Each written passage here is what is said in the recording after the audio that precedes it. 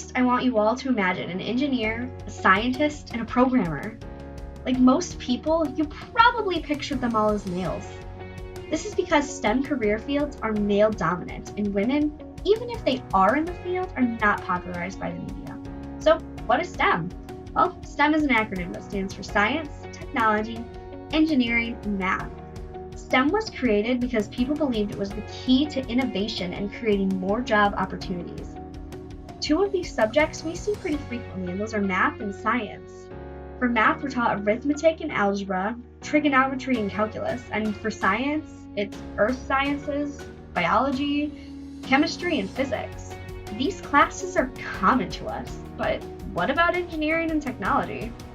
Well, technology may have made its way into your curriculum through typing classes, and schools now are getting a lot better about integrating technology into the classroom. They use websites such as Zearn to give a more hands-on math lesson and allow their students to use computers in their free time for other educational purposes. Engineering, on the other hand, doesn't really have a place in the classroom. Some schools have after-school activities or clubs such as LEGO Robotics that relate to engineering, but nothing is really taught in the classroom. So why does this matter? Why do the classes we teach matter towards empowering young women in male-dominated careers? Well, if we aren't teaching our girls about STEM, it's hard for them to find interest. Studies show that by high school, girls start to lose interest in STEM fields, mostly due to the fear of not appearing feminine enough. One way to keep girls interested in STEM fields is to engage them. Use hands-on lessons that can also teach spatial skills. Connect lessons to real-world problems. Studies show women are more likely to choose a career that they know will better the world. Make female role models more known. Women like Rosalind Franklin, who took X-ray diffraction images of DNA, which led to the discovery of the double helix, or women like Jane Goodall, a primatologist and anthropologist. When girls have women to look up to, they start to find more interest in these subjects. So, why do we need women in STEM? To simply put it, men and women have different perspectives, which could lead to different discoveries being made and different topics of interest being researched. Of all STEM degrees being given out, the average is only 25% of them go out to women.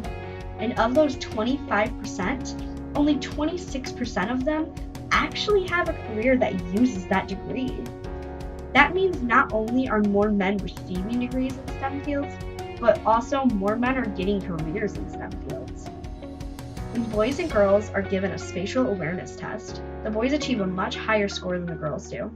This is due mostly to the toys that the boys play with. Spatial skills are very important in engineering, and if we can raise those skills in young women, more of them may want to try out more of these careers. How many women do you know who took calculus as an elective? Well, those women who took calculus in high school are 3 times more likely to go to college and get a STEM degree. Studies show that on a standardized test that asks you to mark your gender, women score 20% lower than when they are not asked their gender. This effect is a lot like Jane Elliott's experiment for teaching discrimination. She split the classroom up into 2 groups, blue-eyed children and brown-eyed children.